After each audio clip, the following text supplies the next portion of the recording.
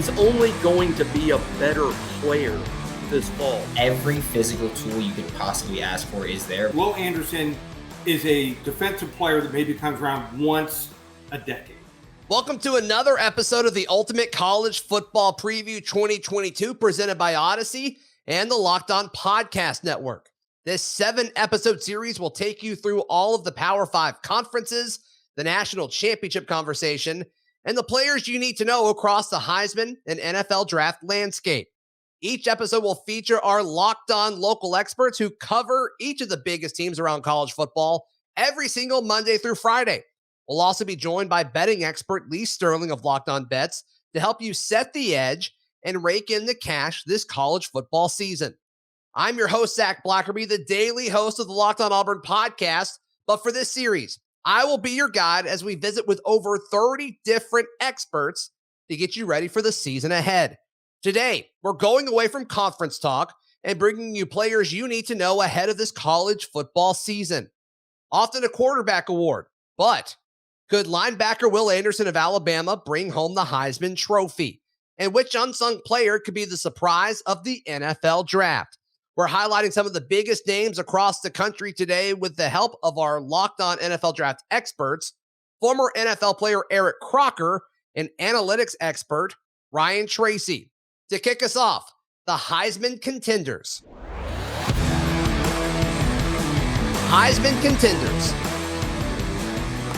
And joining us to talk about all the Heisman hopefuls and guys to watch, analytics expert and Locked On NFL Draft host Ryan Tracy, Locked On Buckeyes host Jay Stevens, Locked On Bama host Jimmy Stein, Locked On Big 12 host Josh Neighbors, and Locked On USC host Mark Culkin. Full house here. I think the most fitting place to start is with you, Jimmy, talking about the guy who won the dang thing a year ago. Bryce Young, quarterback for Alabama. How hard is it to win this thing 2 years in a row? Must be pretty difficult. No one's done it since I was a little kid, and now I'm old. So it must be hard to do it. Well said. There's a target on his back. There's a lot of other high-quality candidates. You're now competing against yourself as much as you're competing against others. But that said, so far in fall camp, Bryce has looked outstanding by all accounts. Alabama had a full scrimmage yesterday. Bryce was great. He works hard. He's going to be good. Now he's lost a couple of big receiver targets. As we know, Jamison Williams, a first-round pick, moved on.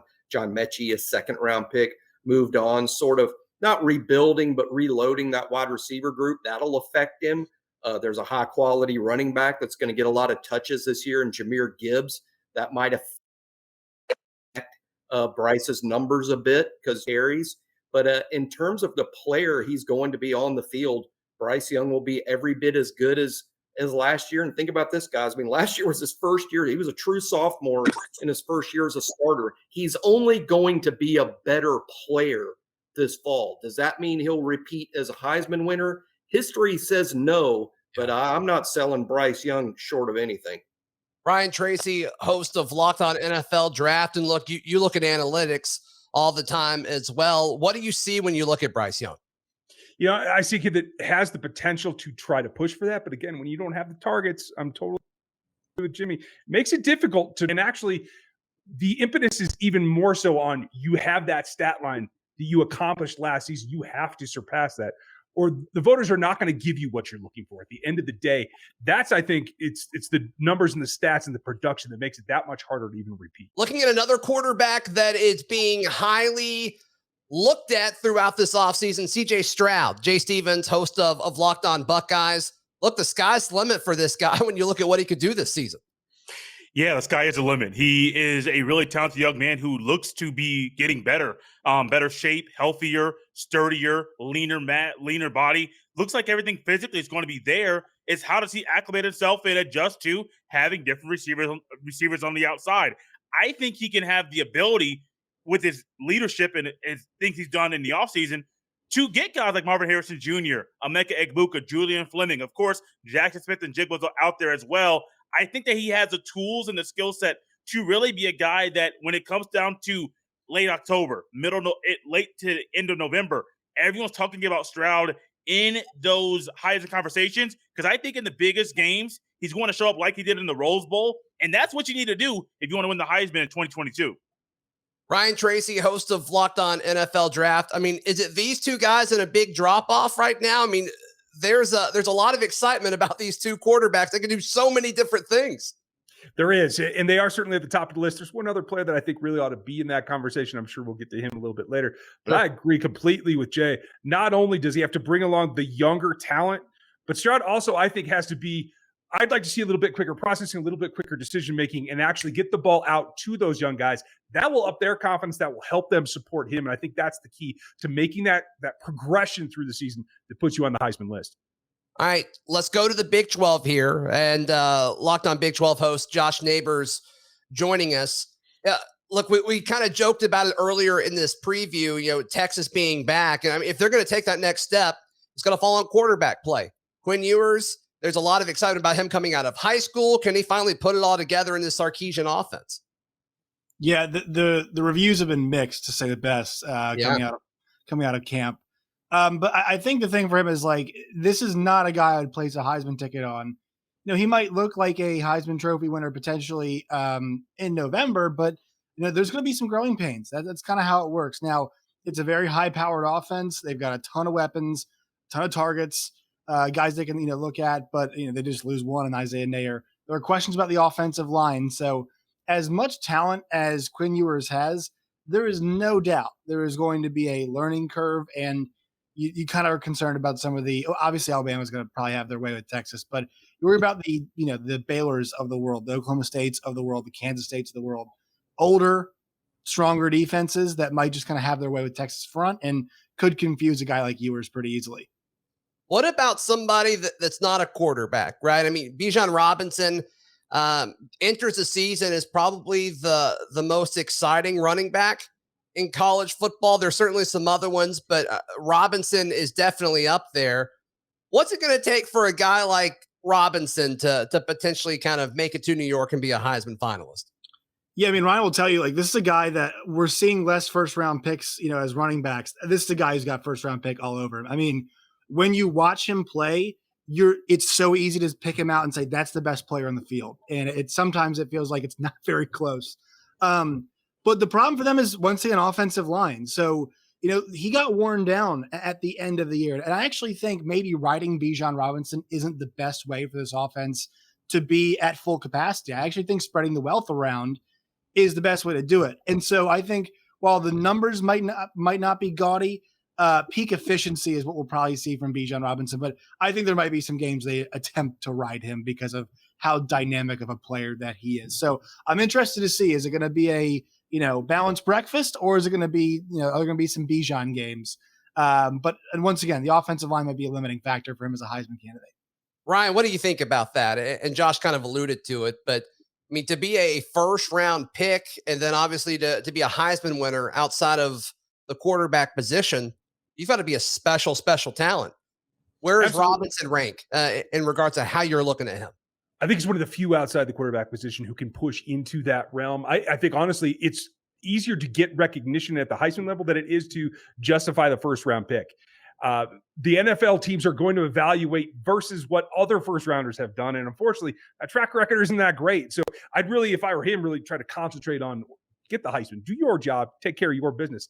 And I do want to go back to yours for a minute because it's a talented, everybody who lines up in the backfield, there's a lot of talent there, right? So it doesn't necessarily have to be yours, but it has to be somebody at the quarterback position that can balance out Robinson. The two of them together can help each other. I think if that offense can find viability in both the pass and the run, that's the best option for anybody with a long run on his helmet.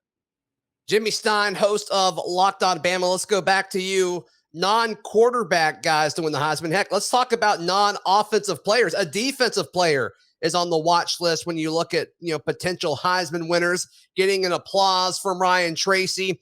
Will Anderson, I mean, it seems like entering the season, he has gotten more of a nod, more of a consideration to be on Heisman watch lists than any defender I can think of in recent memory. Is there a chance here? I think there's a real chance. Look, I think anyone that really knows Alabama's football program, anybody that really knows this team, as good as Bryce is, and he's fantastic. I mean, Bryce is really fantastic, highly deserving of that award. And and will be a legitimate candidate to be the number one pick in the draft. But the best football player at Alabama is Will Anderson. He's the best player on the team, regardless of position. Yeah. There's fun arguments to be made as to whether Will is the best defender of the Saban era. And if so, does that make him maybe the best defender ever at Alabama, which is an outrageous thing to even discuss. Sure. But Will may he's a complete player. People focus on the sacks and the tackles for loss. He led the nation in both categories last season, but he's outstanding against the run. He plays outside and had 100 tackles as a true sophomore last season. Great kid, great leader, the leader of the team, frankly. Just a fantastic football player and the best player on the team. Now, history says a defensive player can't win this award or won't win this award, and I understand that. But if anybody asks me, says, who's the best football player at Alabama, the answer is Will Anderson. Ryan, Tracy, when you look at Will Anderson, a guy that is exceptional coming off the edge, he does other things well, but the NFL has proven it loves its edge rushers. From an NFL draft point of view, I mean, would this make a ton of sense for a guy like this to finally win the Heisman? It certainly would, and I'm here for it. I got to tell you, I can't quite get to that point where I forget about who Derek Thomas was in Alabama, but hey, that's okay. That's all right. We'll get there. Will's in good company. But yeah, that's what it takes is you have to be not only exceptional, but you have to have a program that has the visibility that allows you to showcase what you can do. And there is no better situation other than to be at Alabama. So if anybody's going to do it, I could see it happening here. Now, head-to-head, does he have the support? Can they make teams not be able to focus on him? I think that's the bigger question. And I think if he gets one-on-ones, hey, I think you're putting yourself at a loss. I like his chances, and I'm personally pulling for him. Yeah. Josh Neighbors, host of Locked On Big 12. I know we touched on Texas. Other names to potentially look at for, maybe a Heisman shortlist when we're halfway through the season towards the end of the year from the Big 12. There's going to be a lot of offense, so there's going to be a lot of opportunities for folks to have impressive highlight reels. Who have we not talked about so far in your mind? Yeah, Dylan Gabriel, a quarterback for Oklahoma, is going to be a name people are going to look at. Their schedule is really easy. And that's one part of this, too, about when we talk about Heisman. Yeah. The Alabamas and Ohio States of the world don't necessarily have to worry too much about how many games we're going to win. But if you're talking about, some of these guys like Oklahoma, sometimes you don't have to worry about it. But, OU schedule is going to help them if they're going to have a Heisman candidate. Dylan Gabriel's the guy. Wins will help for a team like Kansas State. Deuce Vaughn is a spectacular player. Sure. Everybody's saying Kansas State's a dark horse. They're not much of a dark horse. They had 6 players on first team all Big 12. That's the most out of any team. Their schedule is somewhat difficult, but I mean, hey, if they have a 10-win season and he goes crazy, which is not out of the realm of possibility, Deuce Vaughn could make his way to New York. And then I think there are some quarterbacks that are definitely kind of long shots, right? If we had a crazy JT Daniels season, maybe you could see him in New York. If you had a crazy season, it also comes with, once again, wins. Yeah, let's get some wins in here as well for a Blake Shapen at Baylor. And that offense looks fantastic. Maybe he gets himself to New York. So a few quarterbacks. I'd say Deuce Vaughn's probably got the best chance, though, outside of the Texas and OU guys. So I'm looking there in Manhattan, Kansas for Deuce, the little man who is one of the most productive players in all of college football. Kansas State getting a lot of love in this series so far. Coming up next, who could be the surprise of the NFL draft? The first round draft prospects you need to know are next here on the Ultimate College Football Playoff Preview 2022, presented by Audacy and the Locked On Podcast Network.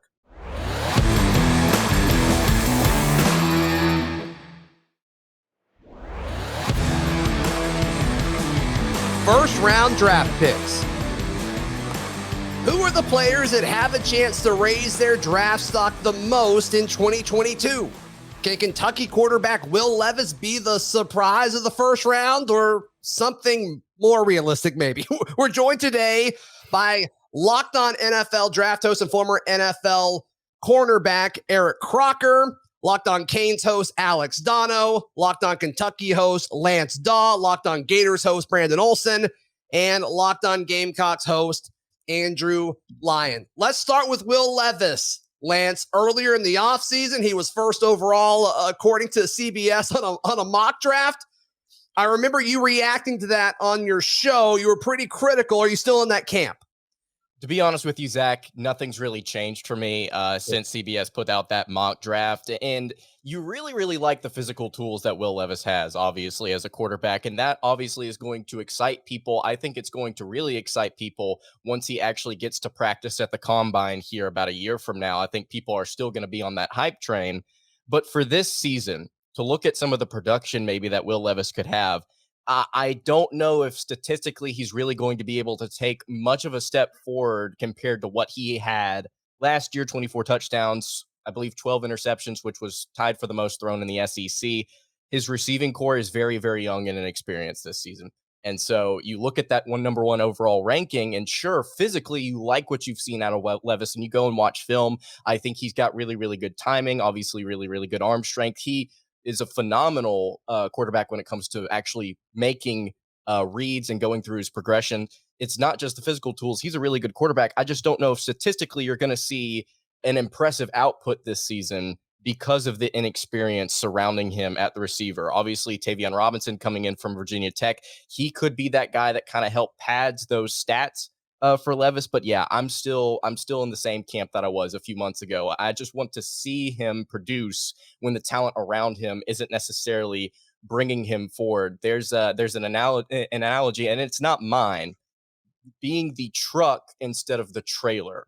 Will Levis, I think, is going to have to be the truck in this offense. He's going to have to pull everybody else around him forward instead of being the trailer. There's not enough talent around him to kind of make him look better, kind of improve him, kind of bring him forward. So yeah, I'm still in the same camp that I was a few months ago. I don't think he's first overall yet. I can definitely see him as a first round draft pick, though, for sure.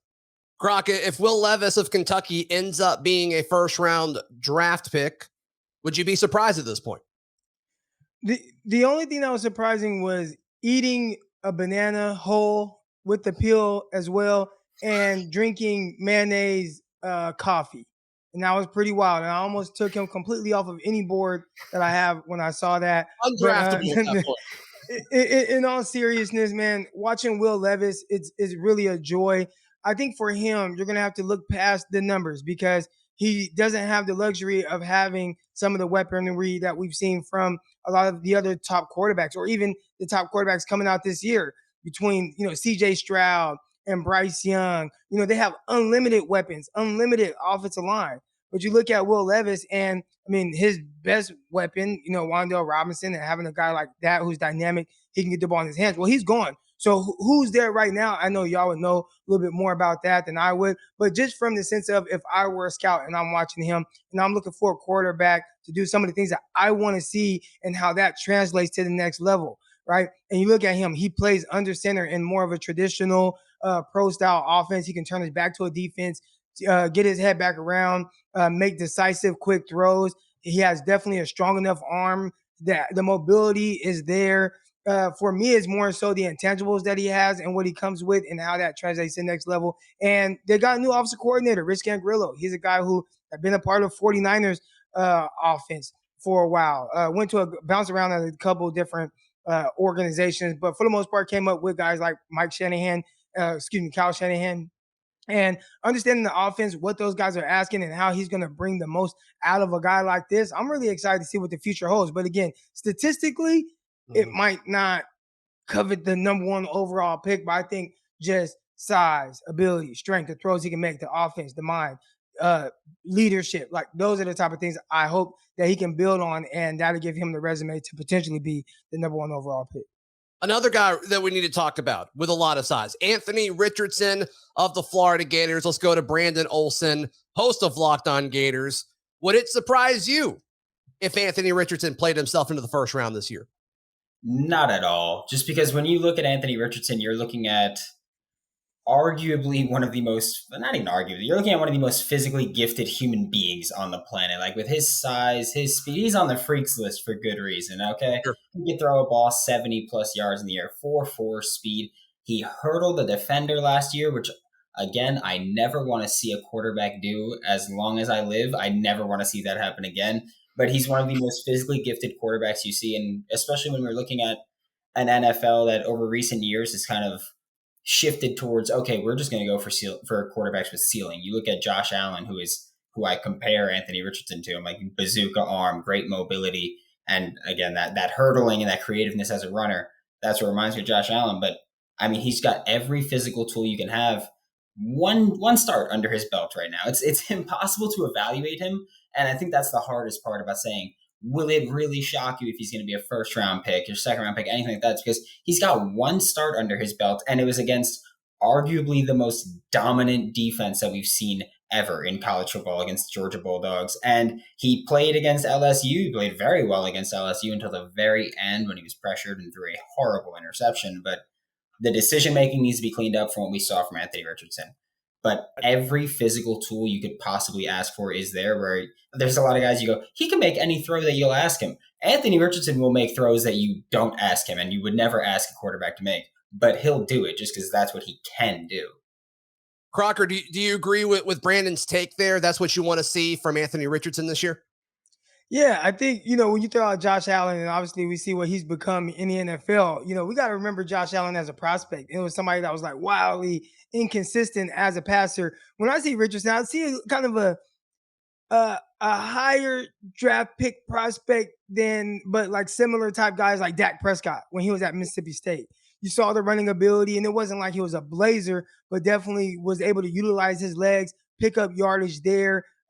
Big, strong, physically imposing looking guy with a legit arm, and Dak Prescott's arm in the SEC, it looked good. I see Richardson as that type of guy, but maybe a higher prospect, where Dak Prescott, and there might be some off the field stuff before the draft that made him fall to the 4th round, but potentially being a better version of that, I think that is a guy that goes day one.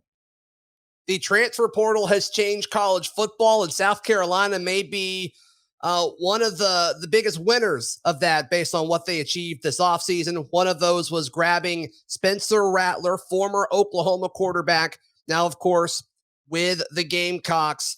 Andrew, when you look at what Spencer Rattler is bringing to this offense and this positive momentum that this program has, what do you want to see from him this year that could potentially make him a top quarterback in next year's draft? Well, Zach, I think the top thing that Spencer Rattler has got to accomplish this next season is I think he needs to clean up some of his decision-making. I think that he did become a victim of the reputation that Oklahoma built up under Lincoln Riley as their head coach in terms of, a high-flying offense that can score a lot of points in bunches and sometimes could get away with maybe just throwing it up for grabs. And Spencer Rattler, in my opinion, combined with some other factors that played into effect last season, I think he got carried away with that way too often. So I think that this season he is going to have to clean that up. I do think that he's got a lot more talent surrounding him than people realize at South Carolina. I think they've gotten deeper at every skill position on this offense. They're led by Jaheim Bell, who could be a first-round pick at tight end in this next year's NFL draft. And he's got all the tools that you want in an NFL quarterback. The 3 things I think that NFL quarterbacks have to have these days: they have to have a quick release, they have to be a magician in terms of being able to make off-platform throws, and they have to be able to be accurate with the football. And Spencer Rattler has a career completion percentage of 70.1%. So just because of what happened in 2021, I don't think people should forget that this guy was a Heisman contender in the preseason last year for a reason. He was a great quarterback as a freshman in 2020 for a reason. So I think when you take all that into consideration, Spencer Rattler, no doubt, could play his way into the first round discussion this next April. Crocker, of the quarterbacks we've talked about so far today, where does Rattler rank among all these SEC quarterbacks? I want to say second, right? Because I'm so high on Will Levis. But when I look at him, a lot of ability, right? We see that. I think his biggest issue, and this is something that can easily make him one of the worst quarterbacks in the SEC, is the maturity aspect of things and the decision-making. And maybe that goes hand in hand because the decision-making on the field and off the field definitely need to improve. This was a guy, and you go back and watch them. And I know, like, you're watching a kid on QB1, but there were some things where I was watching it, I'm just like, this kind of rubbed me the wrong way a little bit, telling his teammates they suck and stuff like that, right? You're like, man, you're the quarterback. You're supposed to, lift everyone up, uplift them, give them the confidence that they can make certain plays. And I saw that as kind of a red flag. Well, you watch him at Oklahoma, and it felt like that kind of facade about him carried over to Oklahoma. He was still kind of that same person, and to the point where he was a guy like, this is your team. You got the keys, however you want to do it, you're good. You have all the resources. You got the coach. You have everything you need to. He should be in the NFL right now. He should have been the top pick, but he gets in his own way. So I can easily see him being one of the worst guys in the SEC if he continues to get in his own way. Hopefully, change of scenery is good for him. But I always tell my son, you can't run from it. You can't run from it. You got to take things head on. And I don't know. He's kind of running from something a little bit. I'm curious to see if he can kind of change his mindset, and that maturity aspect of things just kicks in, because maybe he got his butt kicked a little bit mentally in Oklahoma, and he learns and improves from that. And if he does, then I can see him being one of the top quarterbacks in the SEC and really in all of college football. All right, I guess we have to go out of the SEC. Alex Dono, host of Locked On Canes. Tyler Van Dyke's getting a lot of excitement over this offseason. Really, all of the Miami football program is getting a lot of excitement. But what do you see from this guy? How can he play himself into the first round next year? Yeah, there are definitely some variables. If Tyler Van Dyke can pick up where he left off last season as a redshirt freshman, he's going to be Miami's best prospect at quarterback since the 1980s, which is a weird thing to say out loud. It's been that long. So Van Dyke last season, I mean, everybody knows what he did over the final 6 games, 6 straight games, at least 300 yards passing and at least 3 touchdowns in all of those. He's got the arm strength. He's got the touch on the deep throws. He's like a sponge. He learns very quickly. And one of the variables for Tyler this year is with Miami revamping the coaching staff, a new offensive philosophy is coming with that. They've more or less ditched the spread for more pro style this year. I think they're going to emphasize the running game a little bit more. Not to say it's going to be a run first offense, but I do think that's going to take some of the pressure off TVD. He's excited about the play action opportunities in this new offense under Josh Gaddis, the new OC who came over from Michigan. I think, honestly, the biggest thing that could hold Tyler Van Dyke back is the supporting cast. I think he can definitely be a first-round pick, potentially a high first-round pick, is in a top 15 type of guy, but he lost his top 2 targets from last year. Charleston Rambo set single-season Miami receiving records.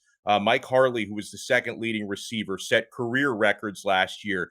And the story throughout training camp for Miami so far has been inconsistency from wide receivers. There have been a lot of drops. They do have some talent. Tyler Van Dyke's roommate, Xavier Restrepo, is the starting slot receiver. I think he's going to catch a lot of balls this year. I think Miami's got a really gifted tight end room. They're at least 3 deep, if not 4 deep there on guys who can catch passes. So that's going to be a good safety valve for him. But, you know, for a guy who's got the size, he's got the arm strength, he's got the touch, he's more athletic than he looks because he doesn't look that fast on the field, but when he does have to run the football, he's been very effective there as well. I think he's got all the tools, guys, to be a first-round pick. I think a lot of it's just going to depend on Miami's success on the field and the success of those around him. Eric Crocker, host of Locked On NFL Draft. All right, we've talked about 4 quarterbacks that could play themselves into the first round. Who have we not mentioned that we need to in our short time together today? I know we're trying to stay away from the SEC a little bit, man, but we got to go right back there down to LSU, and they got transferred from Arizona State, Jaden Daniels. This is a guy who I think has a lot of ability. He can make all the throws on the field. When he's cooking, man, the accuracy is on point, and he has just enough mobility to escape bad situations. But at Arizona State, it was like there wasn't a lot of the weapons there. Decent running backs here and there, but I feel like I'm curious to see how does his game translate to the SEC, a more physically imposing conference for sure, right? You're playing against much faster defensive linemen. You're playing against much faster defenses in general. But you also have much more weapons at LSU, including one of the best receivers in the nation in Keyshawn Boutte. So I'm excited to see Jaden Daniels and how things go for him at LSU. And this is a guy who I was kind of high on going into last season. You had him. You had Keaton Slovis over there in the Pac-12. Now they both transferred. How is Jaden Daniels going to do? I think that's one of the more must-see things in the SEC this season. Is quarterback the safe bet for the first overall pick, or are Alabama linebacker Will Anderson's odds the way to go? Lee Sterling of Locked On Bets is here to help you set the edge and win some money this season. Lee Sterling is next on the Ultimate College Football Preview 2022, presented by Audacy and the Locked On Podcast Network.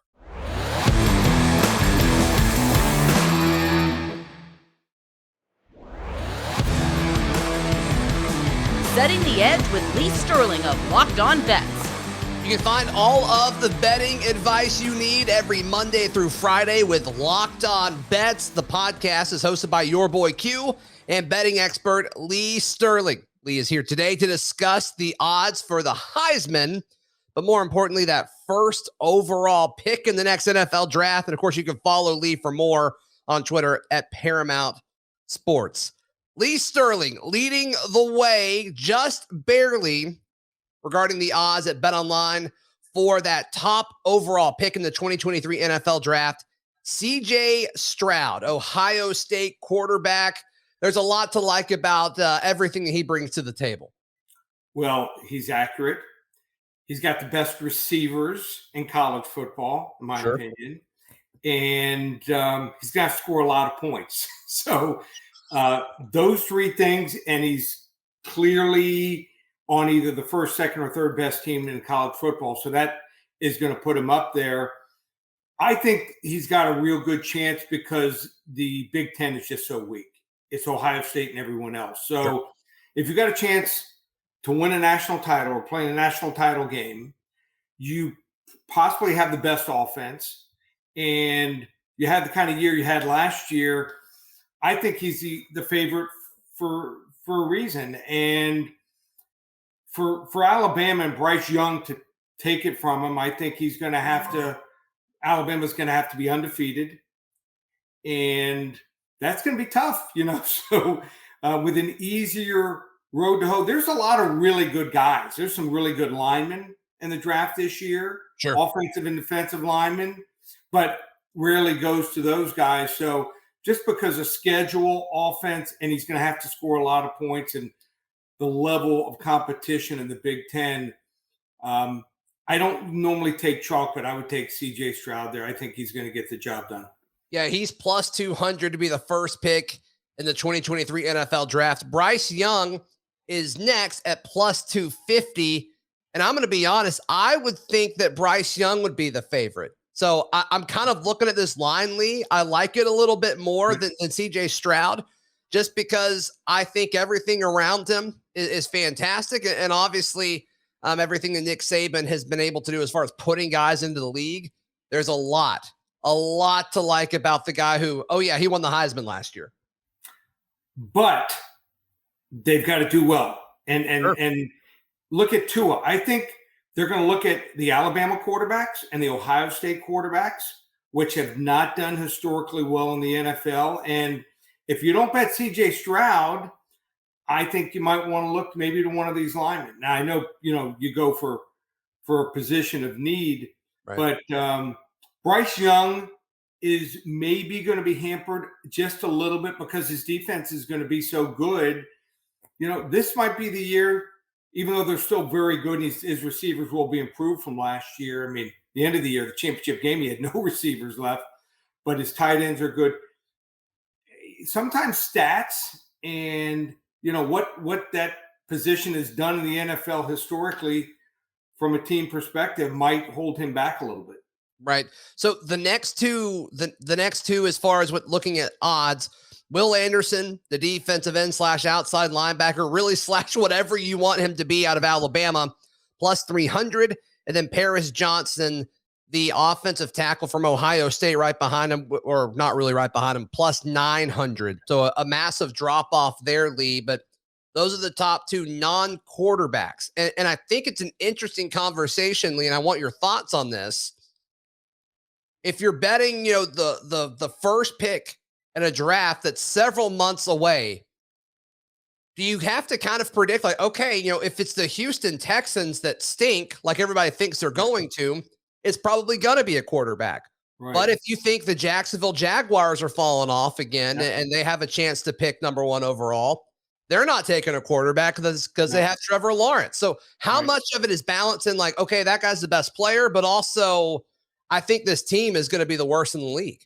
That's what makes it so tough. But remember, trades. So let's say, you get a team that doesn't need a quarterback like Jacksonville, there's always a good chance they can trade. So that's why I lean CJ Stroud. But I will say this, Will Anderson is a defensive player that maybe comes around once a decade. Special. I mean, everywhere. He can do everything. He probably sells popcorn at halftime also.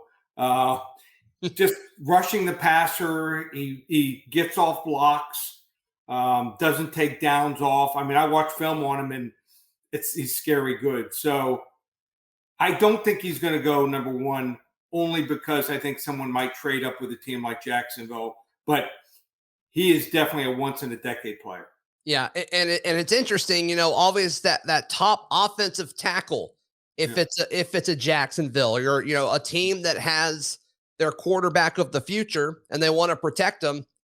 There's a reason why BetOnline has the odds dropping a good bit, plus 300 to plus 900. It's a pretty substantial drop, and I think it's worthy of that. But still, I think it's worth paying attention to the fact of like, hey, I think there's a chance this guy goes early. Anything can happen. I just don't see. I love him. I mean, I love his feet. He is so tall and has such long arms. Takes like 3 or 4 steps to get around the guy. Yeah. So it's one thing if you're 6'5". If you're 6'7", 6'8", and you have that kind of mobility, he's going top 5. Trust me. I'm with you. Yeah. Yeah. Just I don't see him going first. I'm with you on that. Other quarterbacks that BetOnline has listed at plus 1,600 for the first overall pick in the 2023 NFL Draft. Miami quarterback Tyler Van Dyke. Then also at plus 1,600, Boston College quarterback Phil Jurkovec. And then right behind them, and this is the last player that BetOnline has odds for this first pick overall, but Spencer Rattler at plus 1,800. Do you like the value of any of those guys if you're throwing something up this far out from the draft? No, I think Tyler Van Dyke is good. I think he'll go probably middle, probably 14th to 20th in the draft. I like his pedigree. Reminds me of a little more athletic Bernie Kosar, believe it or not. Interesting. So makes the right decisions. My dad was a team dentist at the University of Miami. I'll never forget talking to Howard Schnellenberger.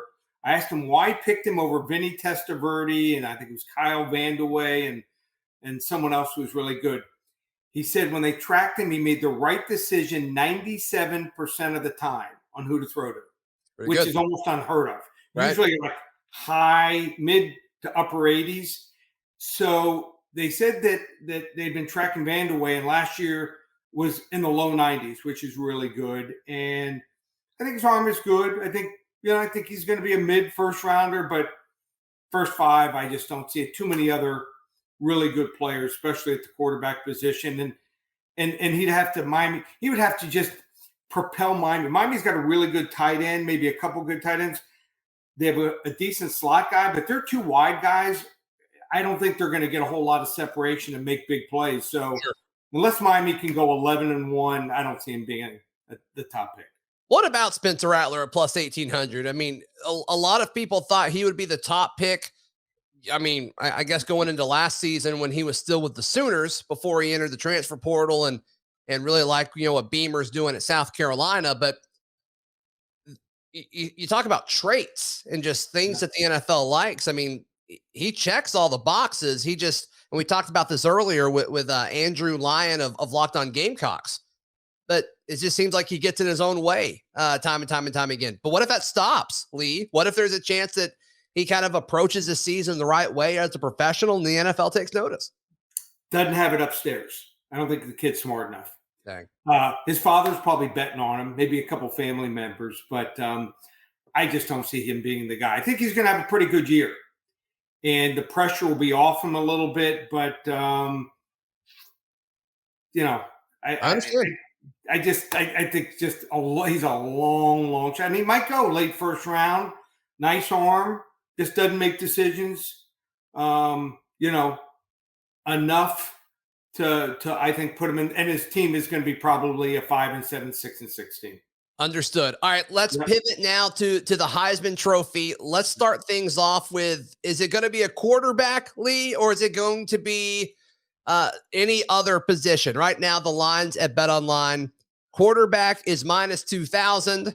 Any other position is plus 700. Is there any juice there? Any reason for you to put anything on any other position, somebody other than a quarterback? If you want to play a long shot, maybe the kid from Texas, Robinson. Sure. Rajan? He's the best running back by far. The only problem is Texas is probably going to be 7-5, 8-4 best. And you're not winning a Heisman that way. You got to be, like Earl Campbell-esque. You got to be on a team that goes 11-1. They would have to beat Alabama, which is going to be next to impossible. So I think it's quarterback. And I think it might go to the best quarterback on the best team. And so I like CJ Stroud to maybe go number 1 in the draft, but I like Bryce Young to go to win the Heisman Trophy.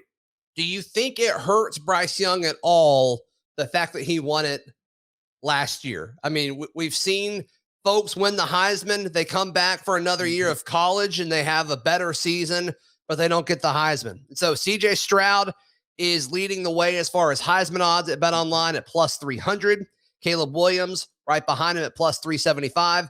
Then there's Bryce Young at plus 500. After that, there's a massive drop-off. Not this guy. He's just so focused. I hear about his work ethic. Yeah. And his escapability. And from playing college quarterback, I like the way, when he is getting out of the way of defenders behind the line of scrimmage, he still is looking upfield. And you don't see that in quarterbacks who have usually good feet like him. So they're just going to be so dominant that, if they win games by 20, 30, 40 points almost every single game, and he just does his job, he may not have to put up the numbers that Stroud does, and I could still see him winning, because Ohio State, if they get to to the conference championship, they could stumble. I just don't see who's going to beat Alabama. So best team, maybe the most talent, I think he's the guy.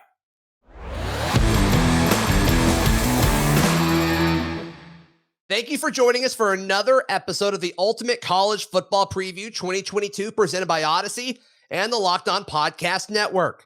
Coming up tomorrow, it's time to visit the SEC. Can the national champion Georgia Bulldogs take the conference crown from the Alabama Crimson Tide? Will there even be more than one SEC school in the college football playoff? We've got that and more with our SEC experts tomorrow. Find the Ultimate College Preview 2022 on your favorite podcast provider to make sure you never miss an episode.